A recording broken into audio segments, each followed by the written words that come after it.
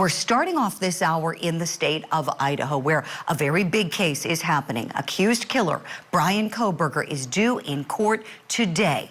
Last week, Kohberger was indicted by a secret grand jury. He was indicted for 4 counts of first-degree murder and 1 count of burglary. Today, he'll be appearing for his formal arraignment on these charges. So his case is now up in district court. Previously, it was in the magistrate court. And each of these charges stems, of course, from that night last November where the lives of Kaylee Gonsalves, Madison Mogen, Xana Cornoto, and Ethan Chapin were tragically taken. And as the ball gets rolling toward justice for these young people, we want to take a moment to look back at who these victims were and the promising futures that they had ahead. On November 13th, 2022, at around 4 a.m., 4 college students were brutally murdered. Each would soon become household names, known for their deaths, but remembered for their lives. Kaylee Gonsalves, she was 21 and born in Concord, California. Her family describes her as sociable, strong, and a hard worker. Kaylee was our middle child out of 5. She was always competitive. She was smack dab middle, so Stephen and Olivia were a little bit older.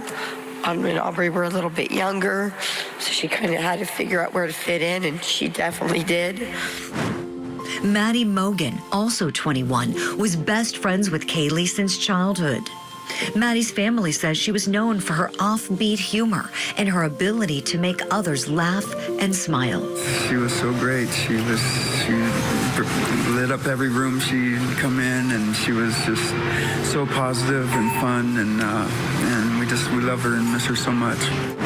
20-year-old Xana Cornoto grew up in Idaho and was a talented gymnast as a child. In high school, she played volleyball, track, and soccer.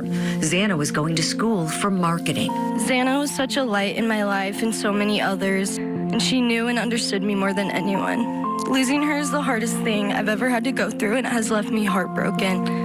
20-year-old Ethan Chapin loved sports and country music. He was Xana's boyfriend, a triplet who was incredibly close to his family. We are eternally grateful that we spent so much time with him. And I want to remind you that that's the most important message that we have for you and your families, is to make sure that you spend as much time as possible with those people, because time is precious and it's something you can't get back. Those poor victims, those beautiful people with their whole lives ahead of them. Let's not forget, as this case continues proceeding through the criminal court system, that those 4 people are what this case is really all about. We have a very special guest joining us this morning on the program. Forensic pathologist Dr. Michelle Dupree is with us. Good morning, Dr. Dupree. Thank you so much for your time on this Monday. Good morning. Thanks for having me. Of course. We love to have you. We love to pick your brain. And on this one, this is a tricky one because we recognize that we haven't seen all the evidence, right? I want to just start, please, Doctor, with what questions do you have? You know, because talking to a lot of our wonderful courties and true crime aficionados, we all have many, many questions. I'm curious, though, what questions does Dr. Dupree have about this one, please? Well, I'm sure it's like everyone else. I mean, I really want to know why. It's such a horrific crime, and it was done in such a horrific way. I want to know what caused it. As far as the rest of the questions I have, there are so many. You know, did he single them out? I think we know the answer to that. But again, if so, why? Did he feel rejected? Perhaps did he do this because he simply thought he could get away with it? Is he that narcissistic? You know, so many questions. Certainly. Tell us, please, what questions do you think could be answered at autopsy? I think that we can answer, obviously, the cause of death, which we know. I also think that we can answer, were there any defensive moves? Did they actually fight back? Was anything done to maybe And Doctor, I believe your audio just cut out. While we try to repair it, I have a clip I want to play. This goes to exactly what you're talking about. This is from Captain Roger Lanier. He's with the Moscow Police Department, and he's talking about how all 4 of these victims were asleep during the attack. Let's watch. We know that the autopsies confirmed the identity of the 4 victims, determined the cause and manner of death as homicide by stabbing, and determined that it was likely all 4 victims who were asleep during the attack. Some of the victims had defensive wounds, and each victim was stabbed multiple times. There was no sign of sexual assault. Okay, so then that may rule out sex as a motivating factor. No sexual assault took place. Defensive wounds. Some of them had defensive wounds, as Dr. Dupree was just talking about. So some of them did fight back, which says a lot about the brutality of these crimes and just how violent these deaths were. The location of the 4 bodies is something that has been questioned, talked about, and again, because we haven't seen all the evidence, it's tricky. We sent our Court TV crew to the scene to do as much investigative work as possible. I want to play a clip where Chanley Painter is talking about the location of the victims' bodies as we believe them to be found.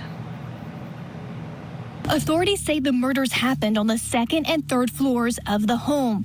The 2nd floor holds the common areas, which include the living room and the kitchen, where those glass sliding doors are located, where it seems investigators believe the suspect could have entered that morning. There are 2 more bedrooms located on this floor as well. The investigation likely points to Xana and Ethan being in that 2nd bedroom the morning of the murders. Towards the back of the home near the kitchen is another set of stairs that leads up to the 3rd floor. Once on the 3rd floor, the stairs seem to lead into a loft area with a bedroom on each side and a shared bathroom. There is a letter M located in the left side room's window, which would seem to indicate this room was occupied by victim Maddie Mogan when she was murdered. And according to a TikTok video posted by victim Kaylee Gonsalves, it seems the room on the opposite side of this 3rd floor would have been her room. Okay, so we know they're on different levels. 2 of the victims, Ethan and Xana, on that 2nd level. The 3rd level, Kaylee and Maddie, the 2 best friends in the same bedroom. Let me bring back in Dr. Michelle Dupree. We were trying to repair that audio. I don't know if it's much better, but I want to give it a shot, Doctor, while we have you. You were saying you'd find out if they fought back, and it appears that they did, in fact, fight for their lives. Tell us what else you would be looking for. No signs of sex assault apparent, according to the police captain. But what do the defensive wounds indicate to you as a forensic pathologist? Well, they indicate that they were at least awake during part of the attack because they did try to defend themselves. Right, which is incredibly sickening to think that they might have been awoken by being stabbed with that enormous knife, that K-bar knife. It's sickening. They're heavy. It's even hard to hold. And then what's really puzzling is that knife sheath left behind. Was that an accident, or was that left as a message, as a trademark or something by the killer?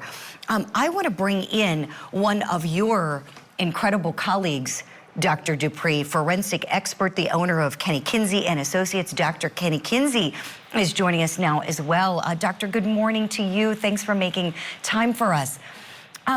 Would you talk a little bit about things that could be clues at that crime scene? Perhaps the K-bar knife sheath. Is that a clue left behind, or is that sloppiness by a criminal?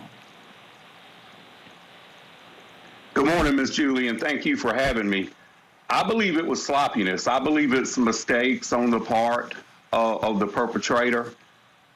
Surely, with the advent of touch DNA, or I guess the way it's evolved over the years, that a PhD student would consider that a major mess up. So I believe it was accident. It was in haste, and he was quite busy.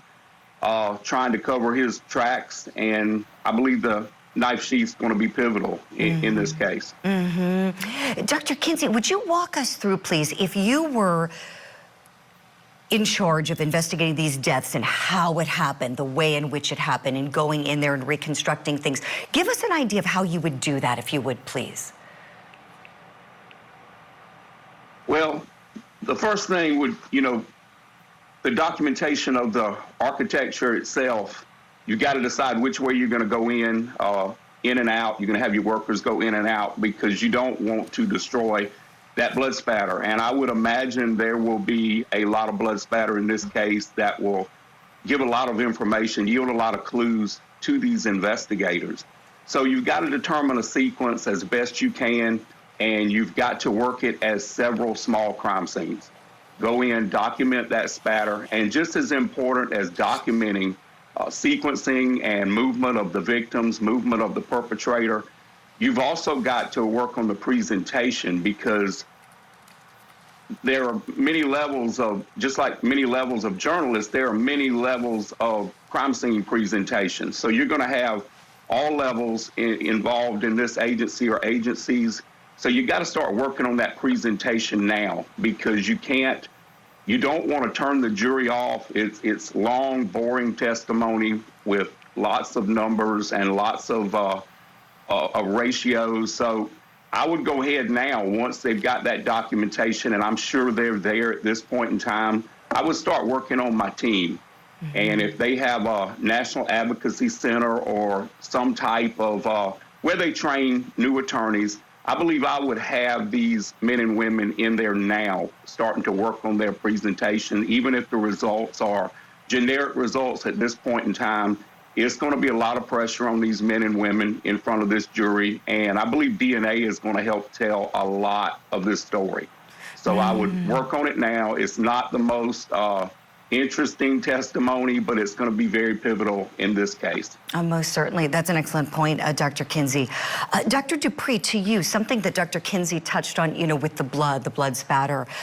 And one might think that if it was one individual who carried out these 4 violent homicides with that huge knife, that he would have some blood on him. And something I want you to speak to, if you would please, Dr. Dupree, surviving witness Dylan Mortensen, who apparently was never threatened, but did see whomever carried out these homicides exiting the home. Nowhere in the description of this person is blood. And that astounds me. I would just think that somebody would have to be covered in blood. Please tell me, am I wrong here? Would you speak to this? Because I think a lot of our courties would want to know. Please, Doctor. No, I think you're absolutely right. It's a violent crime. It is very bloody, a very bloody crime scene. And I would expect that the perpetrator would have a lot of blood on him. Perhaps he wore like a Tyvek suit or changed clothes or whatever the case may be. But I would expect this would be a very, very bloody crime scene.